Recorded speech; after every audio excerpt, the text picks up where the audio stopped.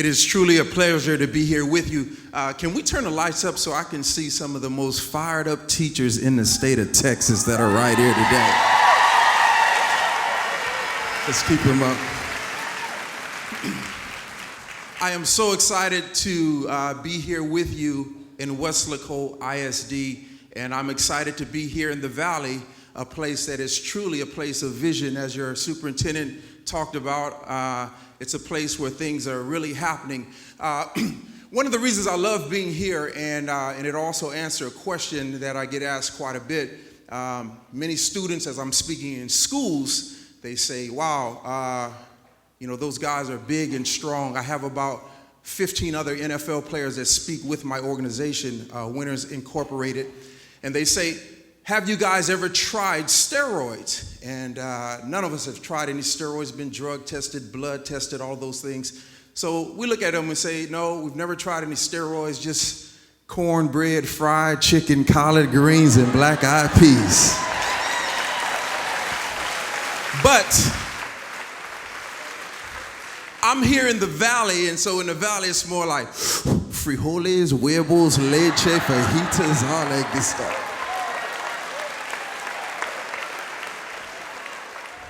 I had a mom that can cook, and I can look out there and I can tell some of y'all can cook, all right? I don't care what the shark said, I'm gonna eat that food, all right?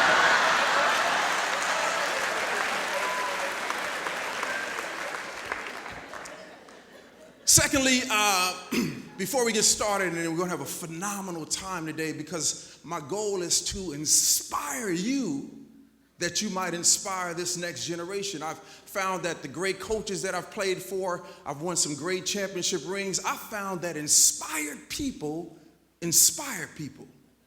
And so this is why we're having this convocation, so that you can come into that class or whatever your job is and be inspired. So what I want to do, first of all, let's talk a little bit, because your superintendent is a man of vision, and we're going to talk about vision and inspiration today. But before we talk about that, I need some inspiration. So what I want to do today, I know you guys have been loud and you've been fired up, but let's do this real quick.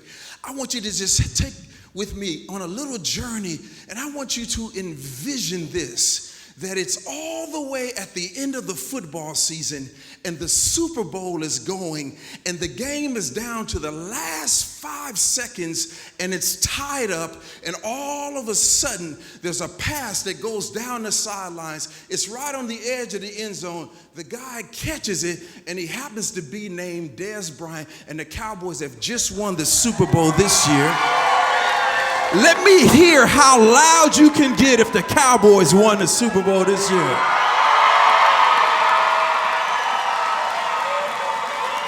Wow. You know why? Because of that cheer, I just found out that I was in the right place today. I am in the place where people believe the impossible, because that's impossible.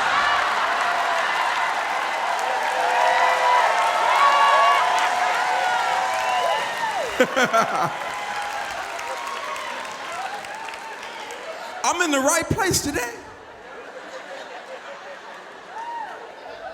You guys believe the impossible.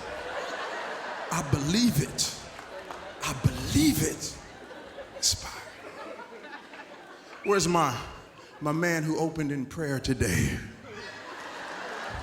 Let's have a prayer for those Cowboys. Father, in Jesus' name, do a miracle, Lord. A miracle. That brings me to another point. I'm glad to be in a place where you're not ashamed to pray. I'm glad to be in a place where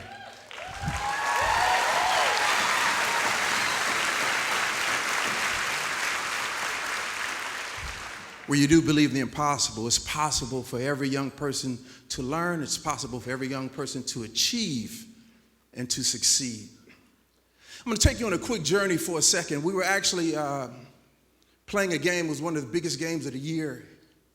ESPN had predicted we're going to get blown out because it's the end of the season.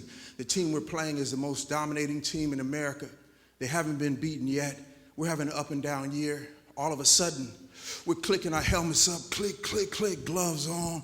We're buffed out, and we walk down the tunnel. We get to the edge of this tunnel, and I promise you the stadium is so loud. There's 90,000 people in the stands. It feels like the stadium is vibrating. The ESPN cameras on our face and every network you could imagine. The adrenaline is pumping. We run out on the field. The team we're playing, they're big, they're fast, they're strong. First series of the game, they come up, red 28, blue 44, hard. And they had a high-powered offense, and I'm going to date myself a little bit. I have a lot of younger players who speak with me, but we happen to be playing a team who had one of the most prolific quarterbacks in NFL history. You guys all know him, and many of you love him. He won 3 Super Bowls. His name was Troy Aikman. He was quarterbacking. Boo. It was actually a college game, USC, UCLA. Let me explain. He snaps the ball, they drop back, and he just begins to fire away on us. Shoo, shoo, shoo. And they, with precision, begin to go up and down the field, and we could not stop them. They begin to dominate us, and they begin to blow us out. By the end of the half, they were dominating us, and we had 0. And I meet so many students who come to school and feel like a 0. And then not only that, as we ran off the field at halftime, the crowd began to go, boo. And it would not have been as bad if they booed us and it was in the opposing team's stadium, but we were in our home stadium. And many have come in your classrooms and been booed in their own homes. But we got in, our coach looked at us and he says, guys, I do not care what the crowd is saying. I don't care what the score is. I know one thing. I know you got it in you and we can beat this team. We just got to get a new plan. Everybody say new plan. Everybody say second half. So your superintendent has talked about a new plan, 21st century learning. But in order for the team to win, everybody has to get on the same page. So all of a sudden, our coaches begin to change everything, and change is uncomfortable. We worked 7 days on this one game plan, and now in the middle of the game with 10 minutes left, we're going to change it at halftime? Because, see, change is not change until it's change. But it brings victory and success and enthusiasm. And so long story short, we came out the second half and we began to come back against all the odds. We began to come back, and we came all the way back in the game, and with 3 minutes left or so, we were 3 points down, and we needed a miracle. But it's okay, because miracles do happen, and that's why we're in education today, because you believe in miracles. Nelson Mandela said, the greatest weapon to change the world is something called education. And long story short, we just needed one more play. QB throws a bomb down the edge of the sidelines, on the edge of the corner of the end zone. Against all the odds, the guy's all over him. One of my good friends, Eric, he catches the bomb. He ended up going to Green Bay Packers. Eric catches it, but he doesn't catch it with just a normal receiver using 1 or 2 hands to catch it, but he has to reach with everything he has, and he can't really catch it, but he tips it as he's running so fast he's going to run out the back of the end zone. And as he tips it, he gets the other hand on it. And when he gets the other hand, he was able to pull it in, and it was still bobbling, and he got hit and flipped, and the crowd erupted because they didn't know, did he catch it, did he not catch it, is he inbounds, is he out? But the man with all the say-so just raised both hands and said, touchdown. And the crowd went crazy. And I told you this story because we didn't win the game the first half. We won the game come on, with some energy. We won the game and we didn't win it when we had that first half losing plan. We only won it when we changed everything and we got a new plan. Everybody say new plan? New plan. Second half. So there's a new plan because there are some new things happening in the valley. I was actually reading up last night on that project, and they're going to spend $85 million of infrastructure here in the valley. There's going to be new jobs, new opportunities, and there's going to be new education, new educational training in this valley. New plan. Can I explain this to you real quick? I shared this story to relate to you because when you show up driving your bus, in the cafeteria, in your classroom, there will be students who will show up and some of them have had a bad first half. I was sitting here today and watching some phenomenal students, and I don't know all of their stories, but some of you do. And you know, there are students today who show up at your school, their mothers, their fathers, their issues, their boyfriend and girlfriend issues, and things have happened that are horrendous, and yet they're still showing up. And I tell students that no matter what's happened in your first half, I believe God let me be here today to let you know, so that you can let every student know that no matter what happened in your first half, there's a coach in heaven. He wants you to know that everybody can have a great second half. Everybody say second half.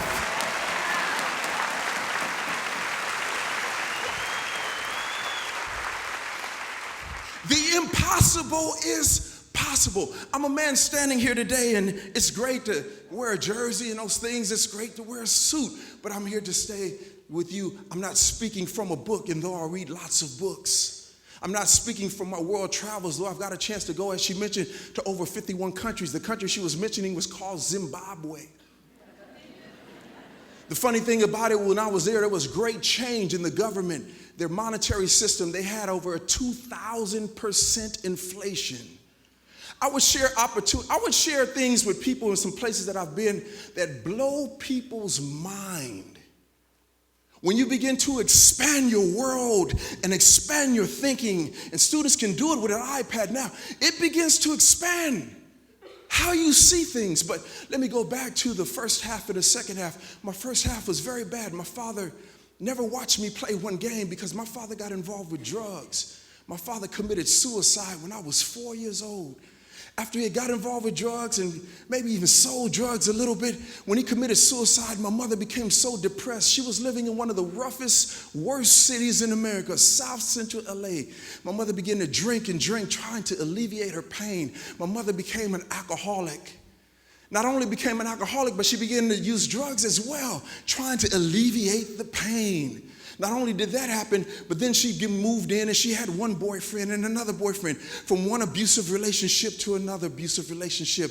And I remember her boyfriend, he was so big and so mean, and he'd hit my mom and hit me. And I came to elementary school one time. I remember I couldn't hear for 2 weeks. He had hit me so hard in the side of my head. Why am I sharing this with you today?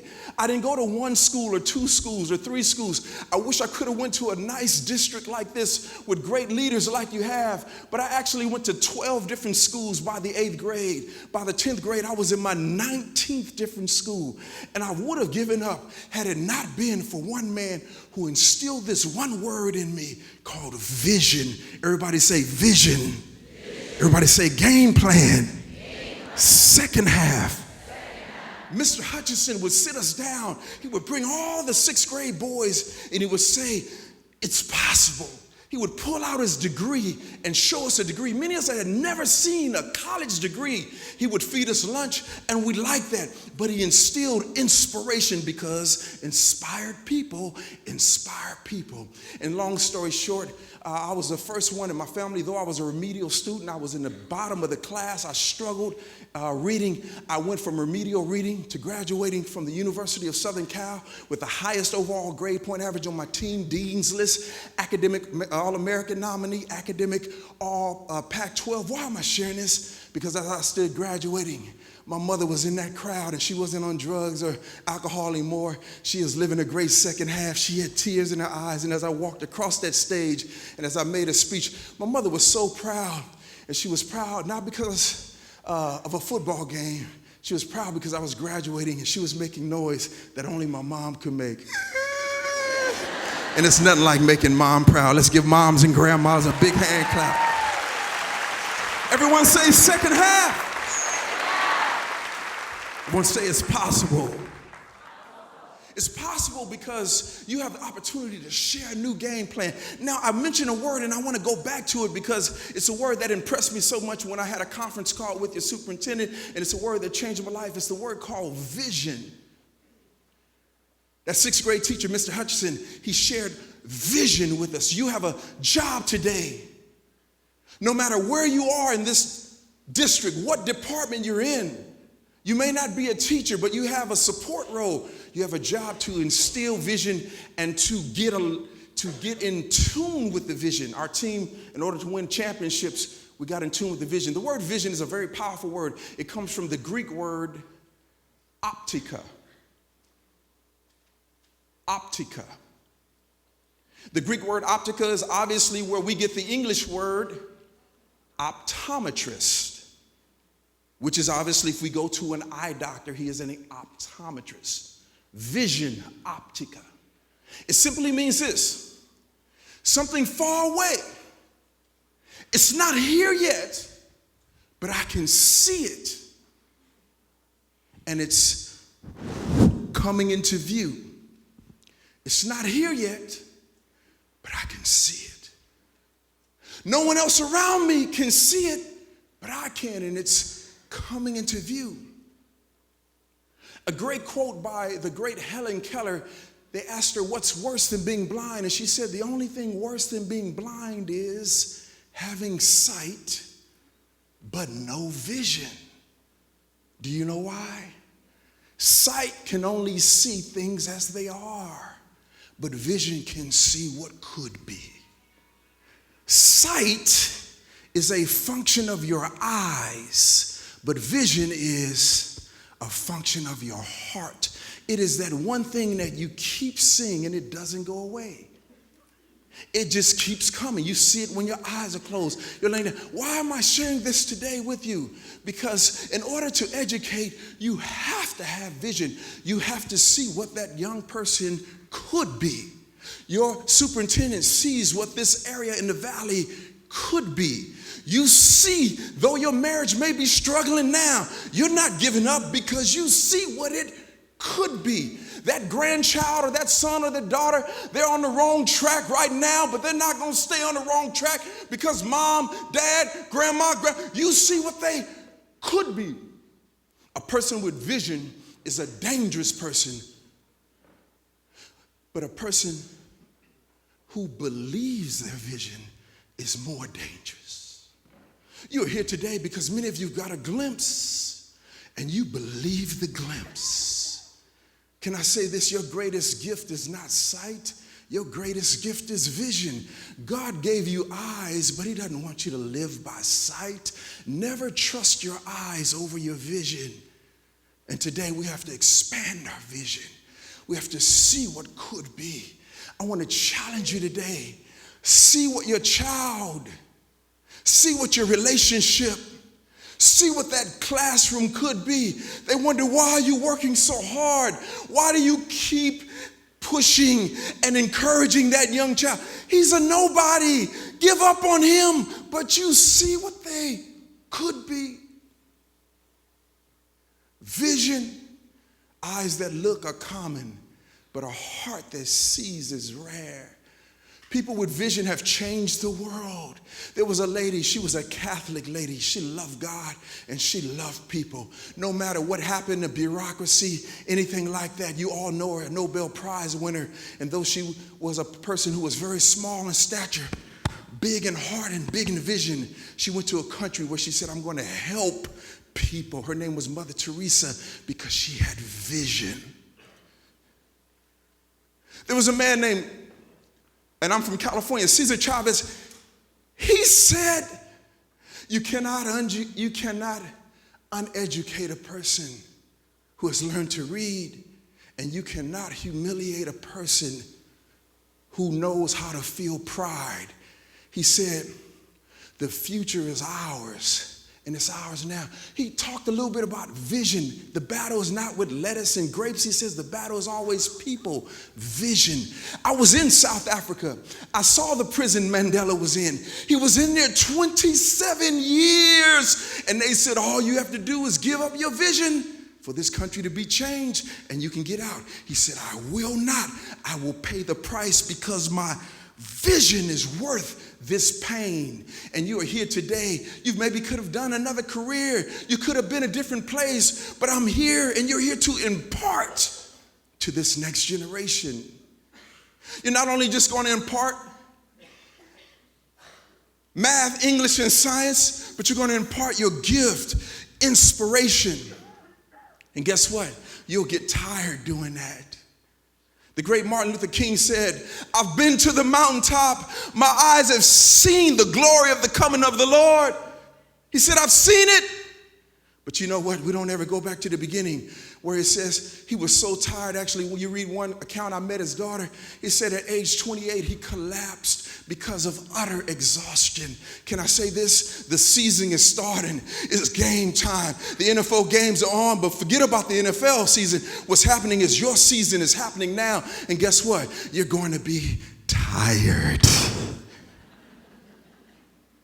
Can I make an announcement? The world is run by tired people.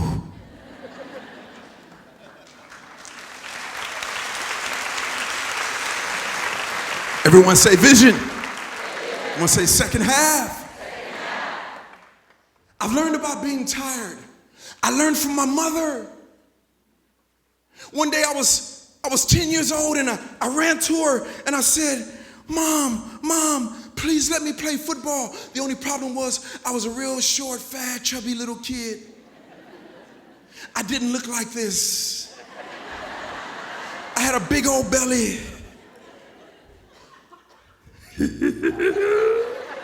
I'd wiggle and jiggle all over the school. You know my favorite time of the day at school was lunchtime. I knew all the cafeteria ladies by first name. Can I get 2 scoops? The funniest part about me was not my belly, it was my hair. Obviously, I'm an African-American guy. I had one of those big old afros. The first time I ever put a football helmet on, I had big old puffs coming out my ear holes and out the back. And my mom took me down to the park when I begged her to ask to play football. She had a lot of struggles. We didn't have any money, right? She signs me up. My first coach walks out. His name was Coach Rudy. Coach Rudy was big, he was mean, he was ugly. He walks up. Boo, boo. And he looks at all the kids and he says, now I'm just gonna be real with you guys, you gotta picture this. You have some big guys, and then you have those big, mean, dark African-American coaches, all right? He was so dark, he's one of those guys, you get out the car, the oil light come on. You know what I mean? He was just mean. He would just stare you down.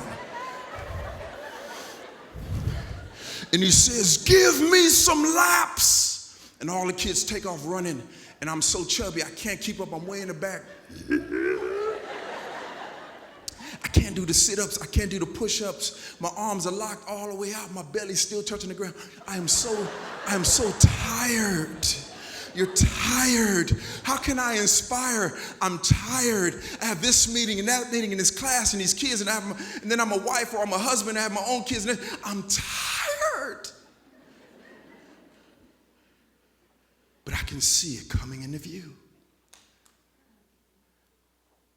I have to get them ready because 2025 is going to be a different place, and there's going to be some opportunities if I impart to them.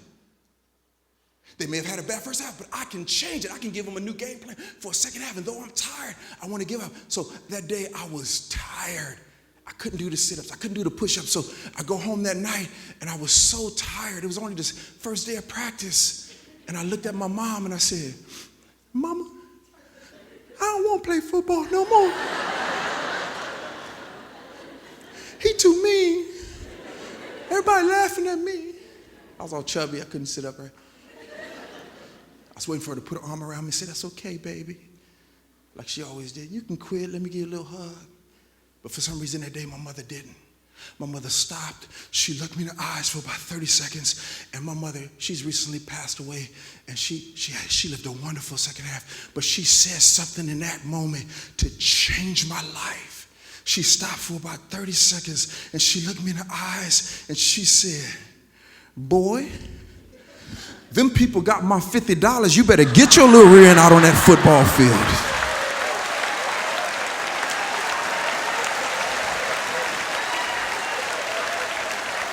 My mama taught me the greatest lesson I ever learned. Winners never quit. I can't hear you. Winners never quit. quit. And today, though you may be tired, you can't quit because you have a gift. You're not here today because you have a job. You're here today to go to work. I can tell when I go to school districts and people are just there because they got a job. Then I can tell when people come to work. Do you know there's a difference? Let me explain just real quick. A job is when you come and you do what you were paid to do. Work is when you come and you're doing what you feel like you were born to do.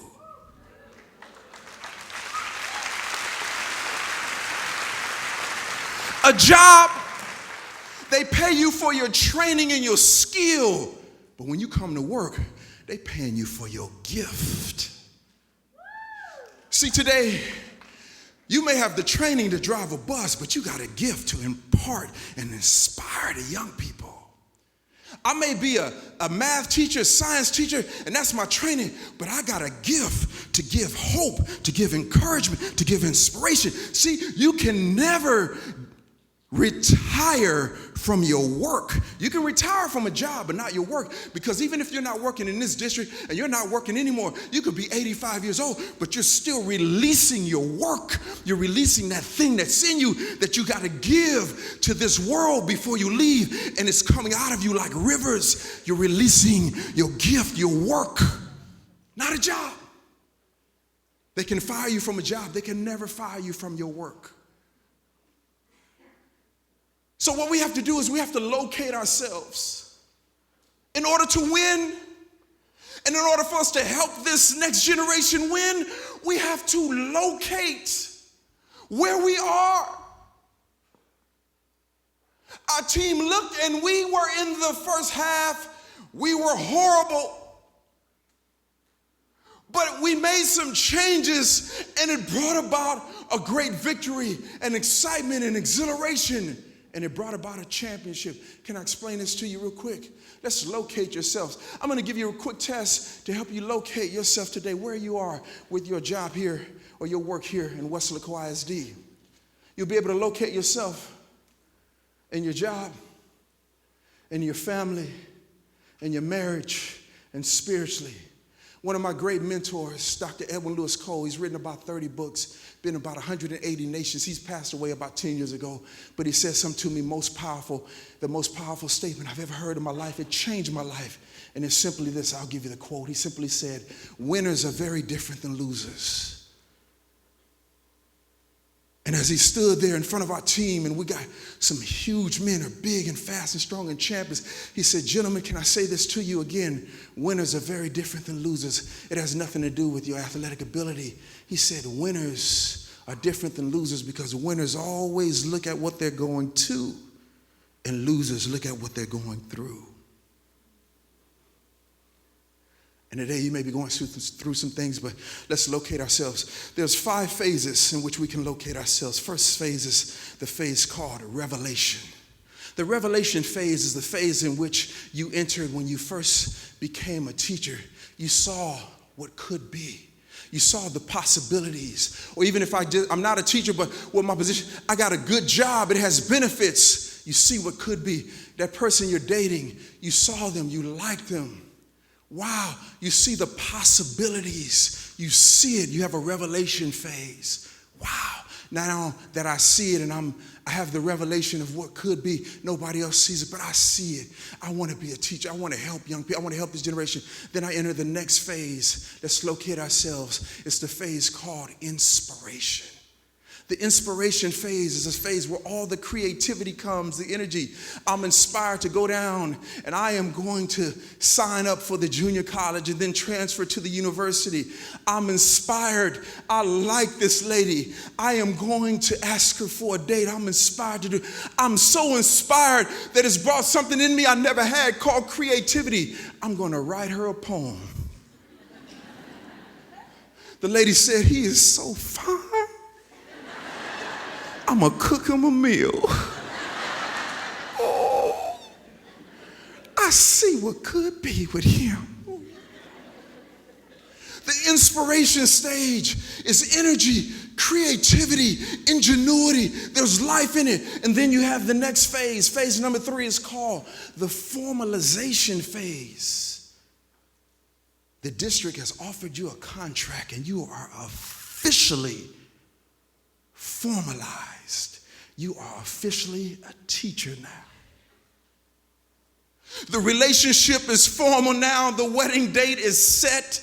You have been married. You are a formal family now. It's done. The business plan is written. There's no more thinking about it. It's done. Formalization. Now we have to watch this next phase. It's called institutionalization.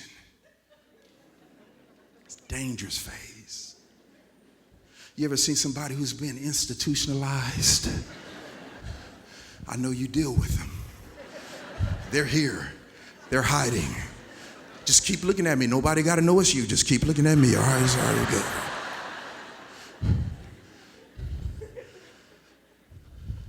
Institutionalization. It's that person. We never did it like that before. Why they got to change things? You resist change. You resist creative ideas. You're stagnant, stuck on a routine.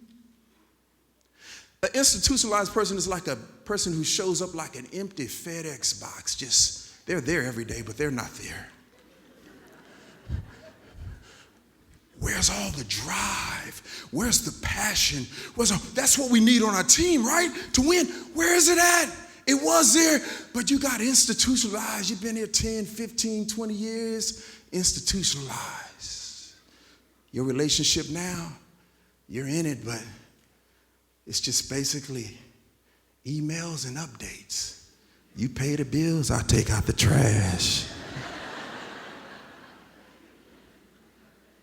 I fly a lot all over the world. I've actually flown about 5 million miles so far. And I was on an airplane. I remember a couple was sitting in front of me, and I looked at this couple, and it was so funny because you could tell they were in the inspiration stage. Because they sat down in their seat, and the girl sat next to him, and she cuddled all up next to him. And he put his arm around her, and he was just rubbing her and rubbing her hair. And she was like, oh, that's my man.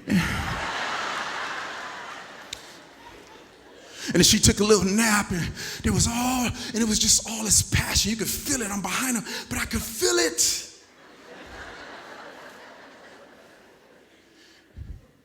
And then I've been on a plane, and I've seen institutionalized couples. He in first class, and she back in coach.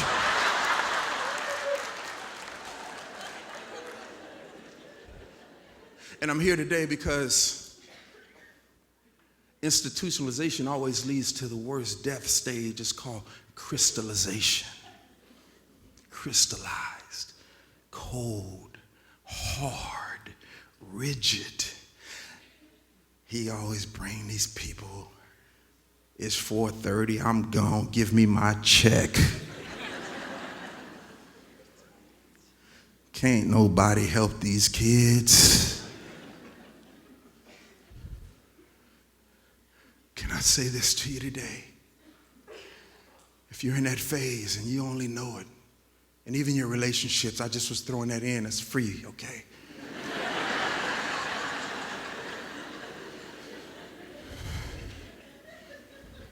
Because my wife, she fine. My wife's a world-class sprinter. My wife ran on one of the fastest women's track teams in the world. My wife is, she fast and she fine. I saw on a track, I was watching one day the track meet, and I'd never seen a girl run so fast in my life, but no matter how fast she was running, and her team, to me, she was so big, it just looked like she was running in slow motion, like.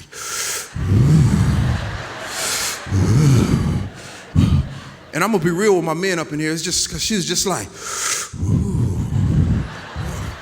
you know that commercial, milk does a body good. I was a young college guy. I was like, ooh, man, that girl was raised on a dairy farm, man. Wow. Woo.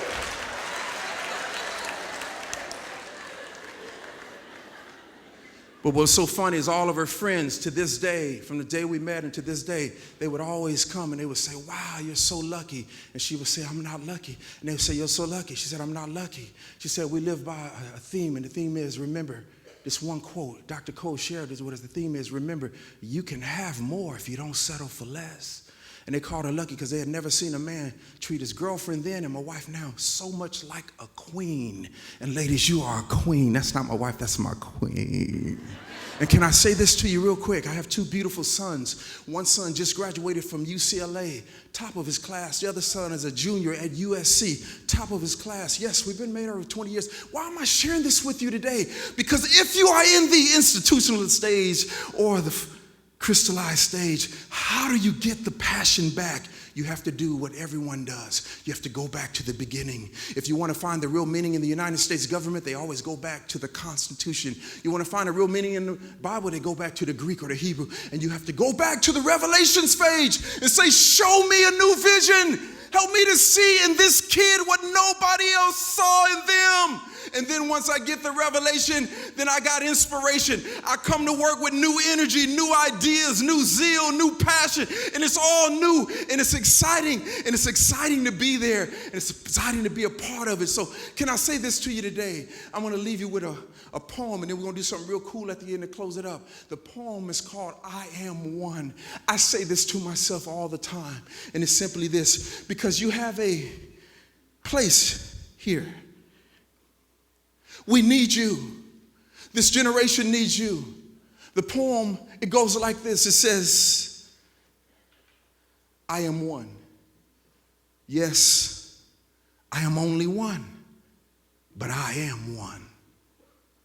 I can't do everything, but I can do something. And what I can do, I ought to do. And what I ought to do, by the grace of God, I will do, because I am one. Yes, I'm only one, but I am one. You're one person driving a bus, one person as a janitor, one person in the cafeteria, one person in the classroom, but you're one person that can make a difference for 21st century learning, because it's a new game, and it's a game that's moving fast. I brought an inspired person here with me to help me close it out, and I really want you all to meet him. The reason I brought him is he's very big, he's very fast, he's very strong, like all of the gentlemen who speak in our group. We do thousands of schools each year. The thing about him is he was a defensive lineman. He went on from high school to play his junior college football at a place called Blinn Junior College, where he helped lead his defense to a national championship. They had a phenomenal quarterback there. You've all seen him running up and down in the NFL, named Cam Newton. And when they won a junior college championship, this man was recruited all over the nation. He was recruited by the University of Tennessee, Kansas State, Texas A&M, but he decided to play his college football right there in his hometown at the University of Houston. One of the biggest, strongest, fastest players on the team at the University of Houston. He's 6'3", 290 pounds, can bench press a ton of weight, and is now in the phase of moving on to the NFL. But he's here today with you.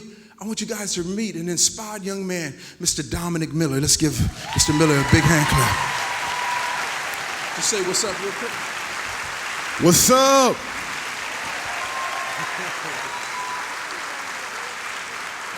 You know, you guys from Texas, I'm from Texas, and you know we do it big in Texas. Big burritos, big cars, big trucks, but most importantly, big dreams and big visions. And we're gonna do it big today. Big. All right, Dominic, to close it out today, we're gonna do something real fun and to share, because the superintendent here has big vision. He sees it coming into view. And you do too. So real quick, I'm gonna have a little bit of help. So I got some friends from Rico Elementary.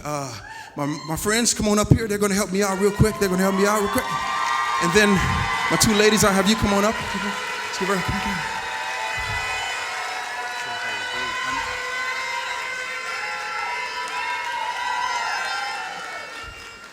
How you doing, gentlemen? All right, great. I'm gonna have you stand right there, and you'll stand right here, side by side. Actually, let's do this. So let's move down a little bit here, okay? Let's do this real quick. All right, it's kind of hard to pull you, but we're good. All right, here we go. There we go. All right, here we go. Okay, ladies, I'm gonna have you stand right here. You face me, okay? And then I'm going to have you right here. You face her. And ladies, what I want to do is this bar is going to represent, place this very lightly on your shoulder. This is one big, thick, heavy inch of steel. This is going to represent a couple of things. I'm going to put that lightly on your shoulder, okay? A little bit. Ladies, this represents the invisible bars that are holding us back. I don't know what it is today that's holding back the passion that you need, the inspiration that you need. But one thing I do know is that there are many bars in this place, invisible bars of discouragement, depression, unbelief, low self-esteem. And if I have those bars holding me back, then guess what? They're going to be holding my class back. Because the character of the king determines the character of the kingdom. And so I cannot let these bars stop me. And therefore, they cannot stop the young people. So we want to talk about, there's going to be some rocket launching going on here in the valley. I want to talk about going to the next level, a little bit higher. So ladies, I want to see what kind of grip you have. I'm going to try with everything I have to take this off of your shoulder. I want you to hold it really tight. Ready? 1, 2, 3. You've been working out. We go, ready? 1, 2, 3. Oh, yeah, you've been doing your P90X. Ladies, Dominic is in his training right now for the NFL, and he trains very hard. We just want to talk about taking this Wesleyan WISD, these students, in 21st century learning, active learners, to a new level. And so just to demonstrate that as we close our program today, what's going to happen is my friend Dominic is going to get up under this bar and talk about going to a new level. He's going to lift both of these ladies up and over his head like a couple of dumbbells, okay? And then what's going to happen, if you cheer loud enough and get them really excited, and if I get some college football music, he's going to spin them around like a helicopter. Are y'all ready? Come on, help them out. Here we go. Are you ready?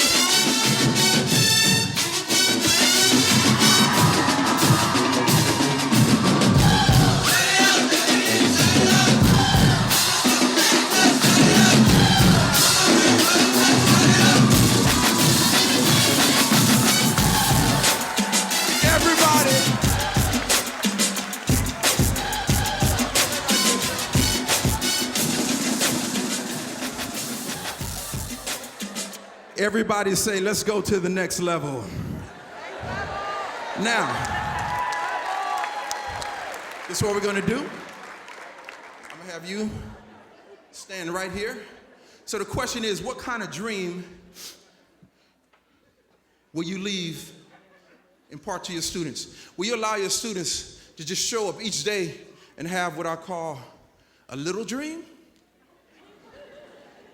Will you allow your students to have an average dream? Or will you challenge your students to have a big dream?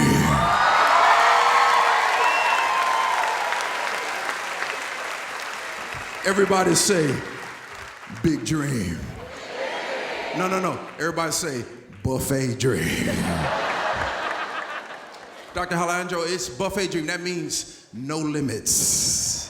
So, all of these things that Dominic does, I do, all the guys do, but I have a suit on, so can't do it today. So we're going to close it out with something really cool that we like to do. We're going to do something called push-ups, okay? Now, let me explain what a push-up is. Dominic's going to get in a push-up position, and he's going to lay on his stomach flat, and then I'm going to have you help me out just for a second. Oh, okay. Yeah, that's fine. Okay. Can you help me out for a second? Okay. I'm just going to need you to help me hold, you can stand on this side of Dominic. And what I'm going to do, he can turn my music back up. He's going to explain the form for a push-up. So basically, this is the way it goes like this. We're going to do, he's going to do a push-up. I got the music going. Help me out. She's going to stand in the middle of his back, and we're going to talk about the effort for a little vision. Step up. Little vision. On the count of 3, I need you to say push. Ready? 1, 2, 3. Not loud enough. 1, 2, 3. Let's try it one more time. She's nice and cute, Dominic. 1, 2, 3. But today, your superintendent will not settle for a little vision, and neither will you. Average vision, come on up, sir. Here we go.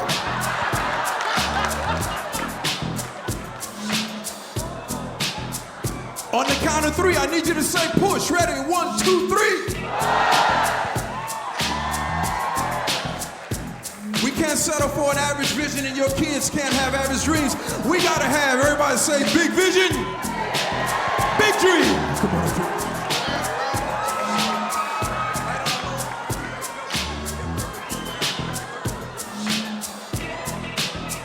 On the count of three, ready?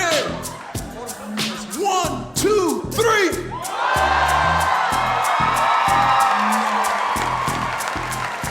Let's give him a big hand clap, everybody.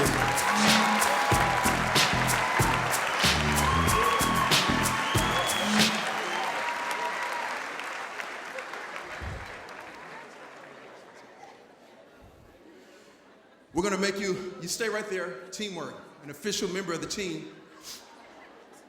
Dominic, just very briefly, I had him come because he's the student that you may have given up on.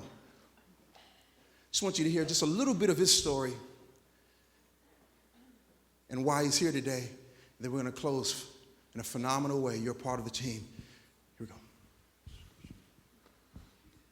You know, playing football in front of 80,000 people can be tough, especially when you're going against ugly offensive linemen that's 6'5", 350 pounds. But it wasn't the toughest thing I ever been through. When I was 15 years old, both my mom and my dad dropped me off at school. And when they got up the street, FBI agents surrounded them, they pulled them over, they put guns to their face and they said, get down on the ground. They took them both to federal prison. That same day, they kicked down my grandma's door, they put guns to her face, and they took her to prison too.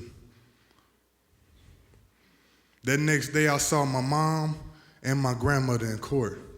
And when I saw them, they had chains on. They had chains from their hands going all the way down to their feet. All I can do was cry. That next day, that same day, my dad gave me a call. And he told me he was facing 20 years.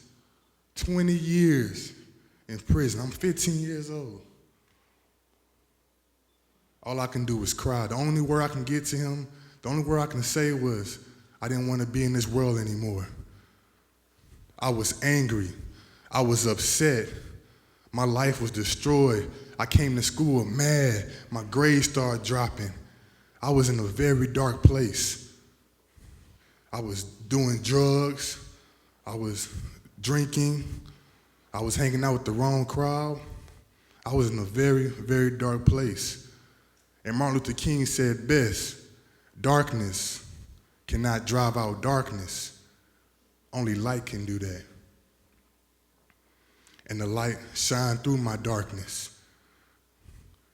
And one of the people that helped bring their light to my situation was one of my teachers. He told me these 6 words. He told me, keep your eyes on the prize.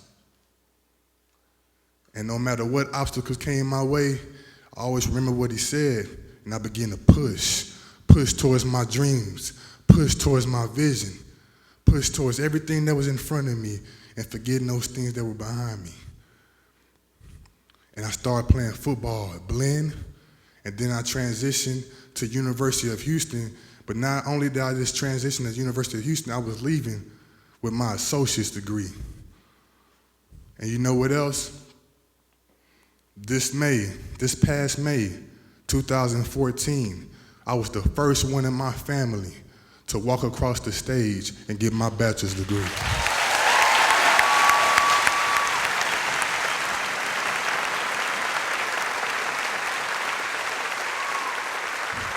Everyone say, it's possible.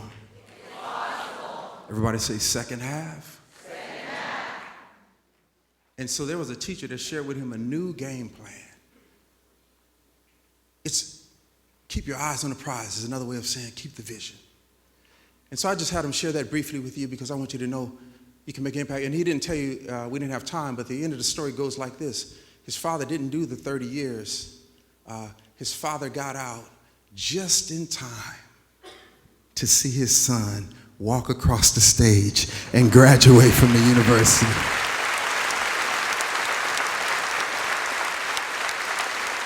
Second half. And guess what else? Dominic stood in the middle of 50,000 people during one of his games. And can you tell him real quick what you did in the middle of that game? I got down on one knee on the 50-yard line, and I asked my wife to marry me. So he got his degree in just July, right? June, just June, him and his wife got married. And so it's so nice. He's in that inspiration phase, right? All right. Okay, so let's close it out like this. Dominic, you got some big championship rings. You played for Coach Sumlin as well. And so we're going to close it out. You guys are part of the team, and my time is up, as you can see. So what we're going to do is close it out like a true champion. I'm going to make you a member of one of my championship teams today. And you guys are all a team. So I have something very special that you cannot buy, you cannot order. Only the players get these. I have an original, authentic New York Giants jersey, okay? It's a throwback jersey.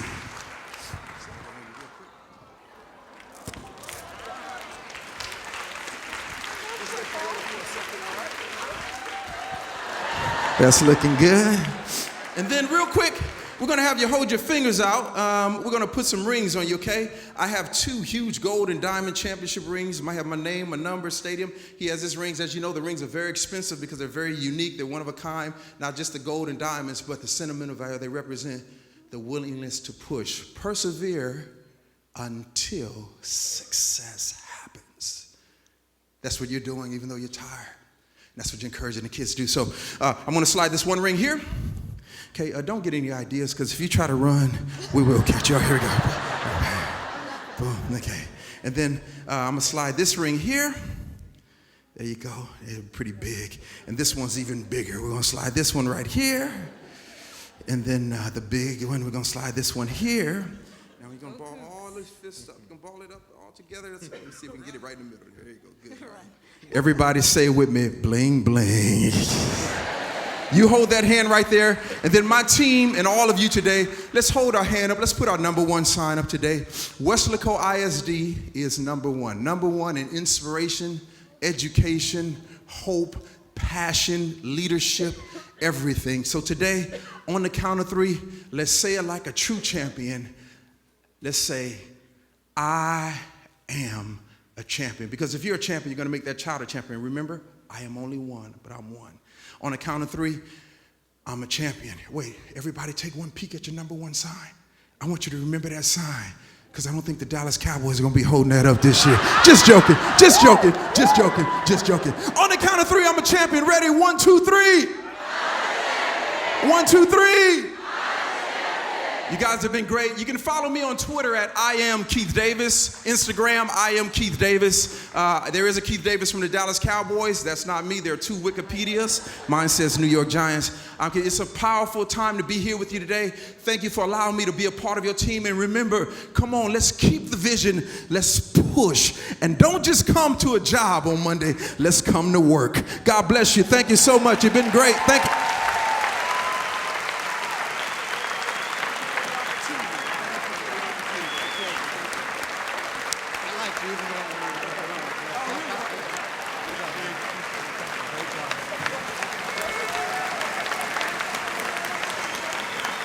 Thank you.